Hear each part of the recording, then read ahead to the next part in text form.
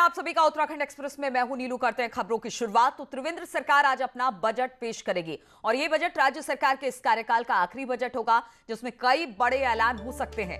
Budget करीब 57,000 करोड़ का होगा।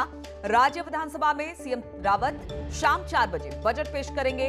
बजट को लेकर सरकार के प्रवक्ता का कहना है कि इसमें युवा, महिला, किसान और हर वर्ग के लोगों का ध्यान रखा जाएगा और यह बजट राज्य की तस्वीर बदलने वाला होगा। वहीं आज सदन में नगर निगम पालिका से जुड़े बिल भी पटल पर रखे जाएंगे। साथ ही प्रश्नकाल में राज्य मंत्री धन सिंह के विभागों से जुड़े सवालों पर भी चर्चा होगी। ये बजट, ये जो जनता की अपेक्षा है उस पर पूरी तरह खरा उतरने वाला बजट है सर। जहां युवाओं, महिलाओं, किसानों और प्रत्येक वर्ग के लोगों को इसमें आप देखेंगे पूरी तरीके से समाहित किया गया है। और गैरसैंण में बुधवार को सदन के बाहर भी माहौल गर्म रहा। पूर्व सीएम हरीश रावत गैरसैंण पहुंचे और कहा कि उन्हें बजट से कोई उम्मीद नहीं है। हरीश रावत ने कहा कि सरकार पिछले बजट का 40 से 45% ही खर्च कर पाई, इसलिए ये गप्पेबाज बजट है। हरीश रावत ने लाठीचार्ज की भी निंदा की। वहीं हरीश रावत को बीजेपी की तरफ से मुन्ना सिंह चौहान ने जवाब दिया। पिछले साल का बजट जितना निराशाजनक था और मुझे बहुत स्पष्ट दिखाई दे रहा है कि इस साल का बजट भी केवल खोखले वादे होंगे। भाजपा के आगे के चुनावी घोषणा पत्र का हिस्सा तो हो सकता है मगर इस राज्य का बजट नहीं हो सकता है क्योंकि इनके पास संसाधन ही नहीं है। इनमें राजस्व वृद्धि दर अपने आप में बता रही है कि राज्य के पास कितने संसाधन हैं। और पिछली बार के बजट में वादे बड़े बड़े किए गए लेकिन केवल 40-45% बजट खर्च हुआ। 10-11 महीने का जो कोविड का पीरियड है उसमें तमाम सारे सेक्टर ऐसे हैं जिसमें जो रेवेन्यू कलेक्शन होता था उसको सरकार ने वेव ऑफ किया। कहीं उसकी वसूली माफ कर दी, कहीं उनको टैक्स फ्री कर दिया। तो ये तमाम सारा जनता को राहत देने के लिए जो रेवेन्यू को है जनता के लार्जर इंटरेस्ट में उस रेवेन्यू कलेक्शन के काम को ढिलाई देने का काम किया। और गैरसैंण विधानसभा में आज सरकार अपने कार्यकाल का आखिरी बजट पेश करेगी और इसमें सीएम त्रिवेंद्र कई सौगात दे सकते हैं। अब जनता को बजट से क्या आस है, देखिए इस रिपोर्ट में।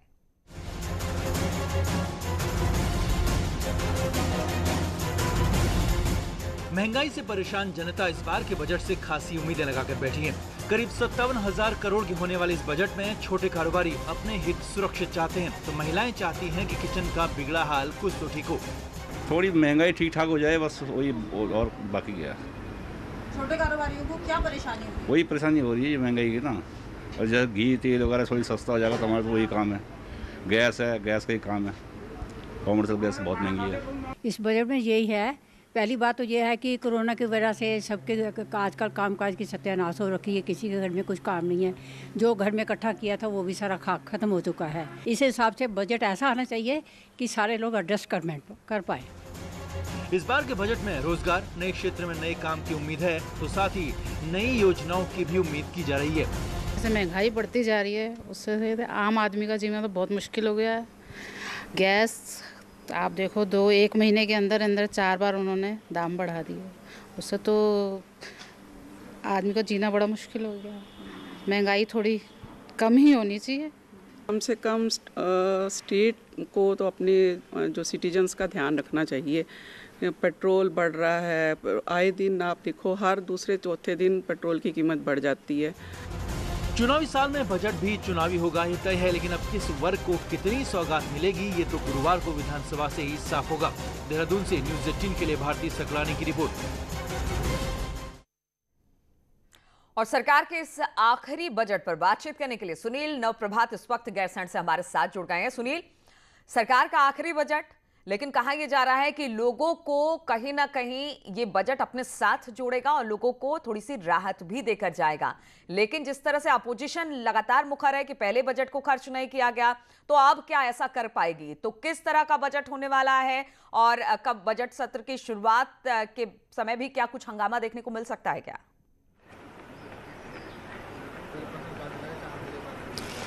देखिए नीलू, सरकार के सामने चुनौती जरूर है, क्योंकि चुनावी वर्ष है और ये बजट भी पेश करना है। तो सरकार की कोशिश होगी कि वो समाज के हर वर्ग को कुछ न कुछ लाभान्वित करे, ताकि उसे अभी चुनाव में भी जाना है। और जिस तरह से आपने अभी शासकीय प्रवक्ता को सुना, उन्होंने कहा कि युवाओं, महिलाओं या फिर किसानों के लिए हर वर्ग को ये बजट समाहित करेगा, कुछ न कुछ हर वर्ग के लिए इस बजट में होगा। क्योंकि उत्तराखंड में आपने देखा कि कोरोना काल में जहाँ पूरे देश की अर्थव्यवस्था बैठ गई, कल जब बीजेपी के प्रवक्ता मुन्ना सिंह चौहान हरीश रावत के सवालों का जवाब दे रहे थे, तो उन्होंने इस बात को पूरे पुरजोर तरीके से कहा कि उत्तराखंड में तमाम विषम हालातों के बावजूद भी जो राजस्व वृद्धि दर रही वो 9.5 और 10% के आसपास टिकी रही, यानी कि उत्तराखंड स्टेबल रहा, उसकी अर्थव्यवस्था बैठी नहीं। तो सरकार की जो कोशिश होगी कि कोरोना काल में जो तमाम पर्यटन उद्योग की बात करें या रोजगार की बात करें, लाखों की संख्या में प्रवासी उत्तराखंड लौटे हैं, उनको अपने पैरों पर खड़ा करना है। तो सरकार के सामने तमाम चुनौतियां हैं, चाहे वो किसानों की हो, महिलाओं की हो। महिला सशक्तिकरण के लिए सरकार तमाम नीतियां लाई है और इस बजट में भी उम्मीद की जा रही है कि जो स्वरोजगार के लिए सरकार इस बजट में कुछ न कुछ दे सकती है, महिलाओं के लिए कुछ न कुछ दे सकती है, खेती और किसानी के लिए इस बजट में कुछ न कुछ हो सकता है। तो आज करीब 4 बजे के आसपास मुख्यमंत्री जो बजट है उसको पेश करेंगे और जिस तरह से लोगों को तमाम उम्मीदें इस बजट से हैं, उसी तरह से बिल्कुल सुनील, तो कहा जा सकता है कि आखिरी बजट, चुनावी बजट, लोगों को बहुत ज्यादा उम्मीद है। अब देखना होगा कि क्या कुछ इस बजट के पिटारे से निकलकर लोगों के लिए आ पाता है। बहुत बहुत शुक्रिया आपका हमारे साथ जुड़ने के लिए। और राज्य सरकार ने हरिद्वार में स्लॉटर हाउस बंद करने के आदेश जारी कर दिए हैं। पूरे हरिद्वार जिले में सभी स्लॉटर हाउस को बंद करने का आदेश जारी किया गया है। सीएम त्रिवेंद्र रावत की मंजूरी के बाद सचिव शैलेश बगोली ने इसके आदेश जारी किए हैं। अब पूरे हरिद्वार जिले में कोई भी स्लॉटर हाउस काम नहीं करेगा। न सिर्फ कुंभ क्षेत्र बल्कि पूरे जिले में यह फैसला लागू होगा।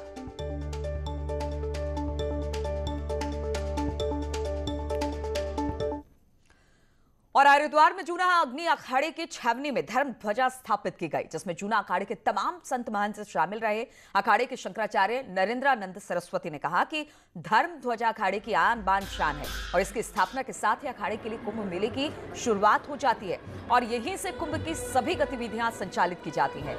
आज जूना और अग्नि अखाड़े की विशाल पेशवाई निकाली जाएगी। तो अब बड़ी संख्या में संत इसमें शामिल हुए। कल जिस तरह से अखाड़ा का एक पेशवाई निकाला गया, हरिद्वार में जूना और अग्नि अखाड़े की छावनी में धर्म ध्वजा अब तो फिलहाल स्थापित हो गई है और अब तमाम संत महंत इसमें शामिल होंगे। और बातचीत करने के लिए पुलकित इस वक्त हरिद्वार से हमारे साथ जुड़ गए हैं।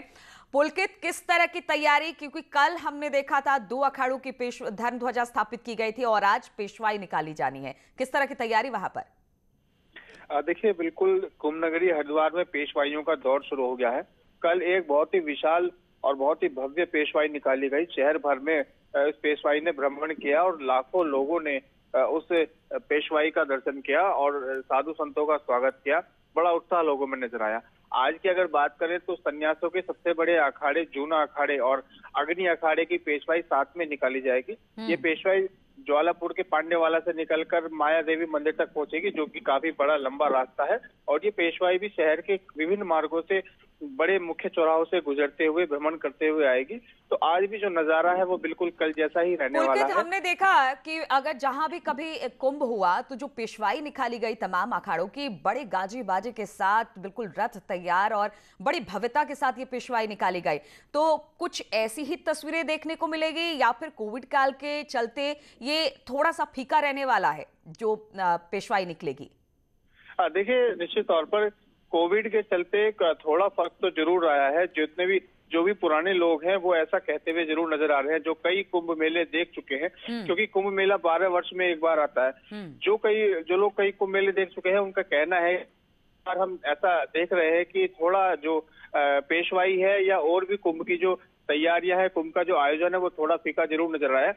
लेकिन फिर भी एक तरह से पर्याप्त जो लोग हैं इस समय पे, जो नई युवा पीढ़ी इसको देख रही है, जो पहली बार जिनके लिए कुंभ है, वो पूरी तरह से इससे प्रभावित हुए बिना रह नहीं पा रहे हैं। और जो नजारा आज का होगा वो भी बहुत ही दिव्य और भव्य होने वाला है। चलिए, तो बहुत दिव्य और भव्य होने वाला है। भले कोविड काल है लेकिन फिर भी पेशवाई बड़े धूमधाम से निकाली जाएगी। बहुत बहुत शुक्रिया आपका पुलकित हमारे साथ जुड़ने के लिए। और देहरादून पुलिस ने विदेश में नौकरी के नाम पर ठगी करने वाले गिरोह का पर्दाफाश किया है। लाखों की ठगी करने वाले शातिर जालसाज को गिरफ्तार किया गया है। आरोपी दून के बल्लूपुर स्थित कॉम्प्लेक्स में फास्टवे नाम से ऑफिस चला रहा था और कोरोना काल में बेरोजगार युवकों को झांसा देकर लाखों रुपए ठगकर फरार हुआ था। हरियाणा के रहने वाले आरोपी का नाम लक्ष्मी नारायण उर्फ विनोद है, जो सिर्फ चौथी क्लास पास है और फर्जी दस्तावेजों के आधार पर अपना काम करता था। आरोपी हरियाणा और पंजाब में भी ऐसी ठगी को अंजाम दे चुका है। सर वहाँ पे वीजा कम था तो बाहर भेजते थे। हाँ जी बाहर भेजने के लिए था। लोगों के साथ ठगी करी तुमने यार, ये बताओ कितने लोगों को भेजा अभी तक बाहर? नहीं सर, बाहर किसी को नहीं भेजा। सर पैसे लिए जी 10-15 बंदों से। कितना? करीब 15 लाख रुपए। सबसे? नहीं, सबसे ही। हाँ जी। फास्टवे टूर एंड ट्रैवल के नाम से कंपनी खोली थी और उसमें उसने कई लोगों को जो है विदेश भेजने के नाम पर पैसे इनसे लिए। कईयों को फर्जी अपॉइंटमेंट लेटर भी उन्होंने जो है दिए हैं। तो इस एवज में इन्होंने कई जो विक्टिम्स हैं उनसे 1-1 लाख रुपए अपने लिए हैं और जो कि ये लोग अकाउंट में ट्रांसफ़र करवाते थे। तो इसमें जो बाकी लोग हैं उनके भी नाम प्रकाश में आ गए हैं और सबकी इसमें गिरफ्तारी की जाएगी।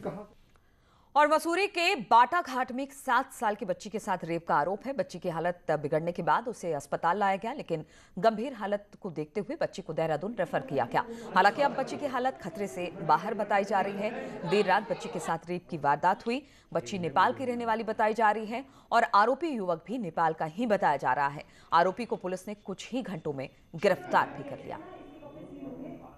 एक नाबालिग बच्ची के साथ दुराचार किया गया है और ये दुराचार करने वाला उसका परिचित ही है। उसको गिरफ्तार कर लिया गया है। बच्ची की हालत ठीक है और जो अभियुक्त और बच्ची है दोनों का मेडिकल करा के अग्रिम कार्रवाई की जा रही है। और लोहाघाट सीएससी में 26 फरवरी को एक महिला ने अपने नवजात को अस्पताल में छोड़ दिया था। अब 6 दिन बाद बच्चे को अपनी मां का आंचल मिल गया है। बच्चे को जन्म देने वाली मां ने अपने लोक लाज के डर से बच्चे को छोड़ा था, लेकिन अब फिर प्रशासन से गुहार लगाई कि उसका बच्चा उसे दे दिया जाए, बाल कल्याण समिति को ना दिया जाए, जिसके बाद चाइल्ड संस्थान ने बड़ी भूमिका निभाते हुए बच्चे को उसकी मां को सौंप दिया है। गीता देवी के बच्चे को मां की लेकिन वो प्रोसेस दोबारा सीडब्ल्यूसी के पास गए और हमने वो बताया कि बच्चा माँ के पास रहना चाहिए। तो सीडब्ल्यूसी ने हमें आदेश किया कि वो बच्चे को जितनी भी प्रोसेस है उस प्रोसेस के जरिए बच्चे को माँ को दे दे। तो हमने आज सभी के सामने बच्चे को माँ को दे दिया है। तो आज एक बच्चा प्रकरण एक कई दिन से चल रहा है, 26 तारीख से चल रहा है। ये महिला द्वारा आज स्वयं उपस्थित होकर के एक प्रार्थना पत्र दिया गया है कि वो बच्चे को स्वयं पालना चाहती है, देखभाल कर लेगी। और अल्मोड़ा में सल्ट के डबरा गांव के ग्रामीणों की नींद इन दिनों उड़ी हुई है। इसका कारण ये हो रहा है कि अनियोजित खनन है। हालत यह है कि खनन के चलते गांव के अस्तित्व पर ही अब खतरा मंडराने लगा है।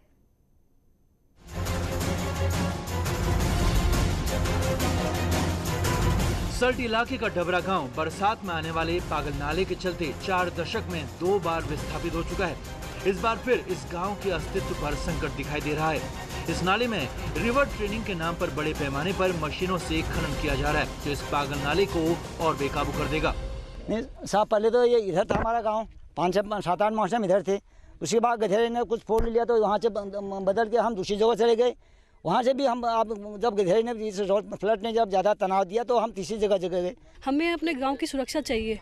हमें सुरक्षा मिलेगी तभी काम होगा, जब तक सुरक्षा नहीं होगी तो काम क्यों होगा।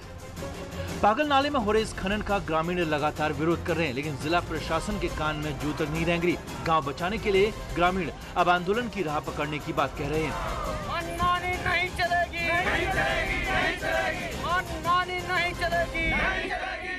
गाँव भी अब कुछ दिनों में मेरे को लगता है बरसात में नहीं बचेगा, इसलिए प्रशासन से निवेदन करना चाहता हूँ इस कार्य को पूर्ण तरह बंद किया जाए और यहाँ पे ना तो खनन कार्य होगा और ना हम होने देंगे।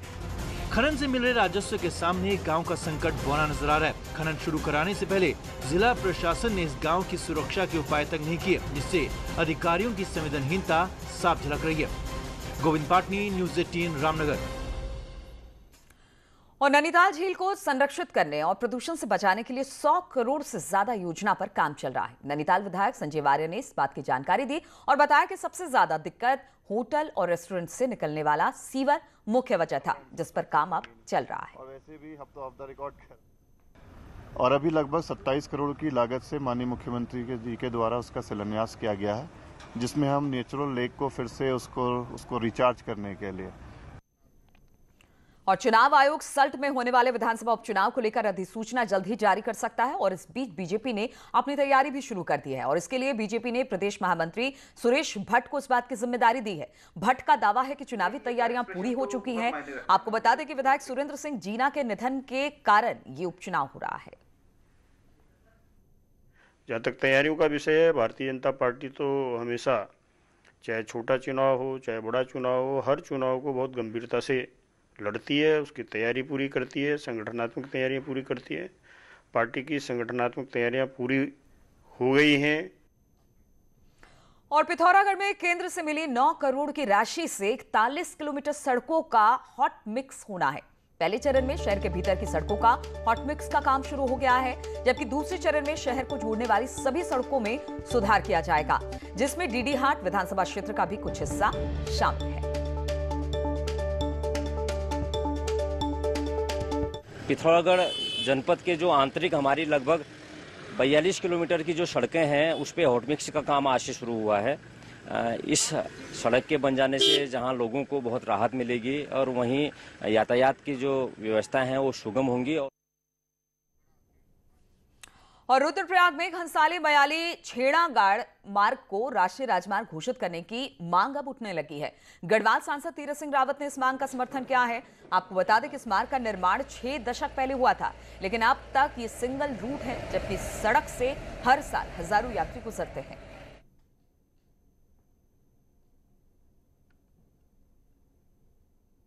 केदारनाथ की तो तब वही रोड काम आया और उसी रोड से गए, मेरा भी जाना हुआ। और नहीं तो जैसे बांसवाड़ा आदि आगे जाकर अगर विजयनगर तो बंद हो गया था, तो वही एक पूरा काम आया। सारे लोग उसी से अपना यात्रा किए हैं, आपदा वाले भी उसी से गए हैं। तो कुल मिलाकर उसका आगे होना और वो निश्चित है कि उसको नेशनल हाईवे में लाने का काम हम करेंगे उस रोड को। ब्रेक के बाद एक बार फिर से आप सभी का स्वागत है। रुड़की में हरिद्वार दिल्ली नेशनल हाईवे पर स्थित एक प्लास्टिक फैक्ट्री में भीषण आग लग गई। आग लगने से हुए नुकसान का आकलन किया गया है। आग लगने के कारणों का अब तक पता नहीं चल पाया है। सूचना मिलते ही दमकल की गाड़ियां मौके पर पहुंची और आग पर काबू पाया जा सका।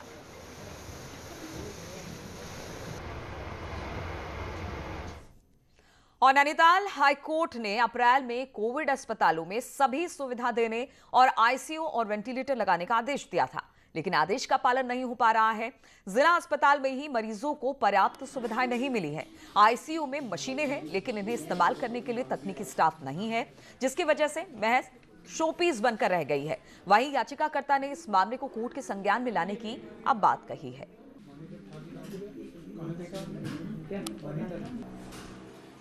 अभी हम लोगों के पास जो स्टाफ है वो प्रॉपर आईसीयू के उसका नहीं है और पेशेंट भी अभी तक लोगों के दिमाग में वो अभी धारणा नहीं बनी है कि आईसीयू का पेशेंट है तो हम उसको यहीं पर रखें। तो हम लोग कोशिश कर रहे हैं, वो उसी का वो जागरूकता हम लोग फैला रहे हैं कि जो भी इस तरह के मरीज हैं उन लोगों का ट्रीटमेंट यहाँ हो। तो याचिकाकर्ता की ओर से तथ्य कोर्ट के संज्ञान में लाए जाएंगे, क्योंकि कोर्ट की जो अप्रैल 2020 में की गई डायरेक्शन है उनका क्लियर कट वायलेशन है, क्योंकि कोर्ट ने उनको फंक्शनल बनाने के लिए कहा था, न कि सिर्फ दिखावटी तौर पर आईसीयू स्थापित करने के लिए। और श्रीनगर गढ़वाल में गरीब छात्राओं को आत्मरक्षा के गुर सिखाए जा रहे हैं। पुलिस ने इन छात्राओं को मार्शल आर्ट की ट्रेनिंग दी, जिसके बाद छात्राओं ने अपने हुनर का प्रदर्शन किया। ट्रेनिंग के समापन पर एसएसपी ने छात्राओं को सम्मानित किया और 2 नए थाने के प्रस्ताव को मंजूरी भी दी। ये हमारे लिए बहुत ही इम्पोर्टेंट रहा और जो अच्छी फैमिली से नहीं है उन्हें अगर सीखने की चाह होगी तो उनके लिए भी सिखाया है उन्होंने। वैसे तो ये बहुत फायदेमंद है हमारे लिए। आगे जाके हम कहीं जॉब करने के लिए जाएंगे बाहर, तो जरूरी नहीं हर समय हमारे साथ कोई हो, उस टाइम पे ये हमें बहुत हमारे फायदेमंद होगा। पूरे जिले में कुल 600 बच्चियाँ इससे लाभान्वित हुई हैं और भविष्य में भी इस प्रकार के कार्यक्रम हम लोग आयोजित कर रहे हैं। जनपद में 2 नए थानों का प्रस्ताव स्वीकृत हो चुका है शासन स्तर पर, जिस पर शीघ्र ही अग्रिम कार्रवाई की।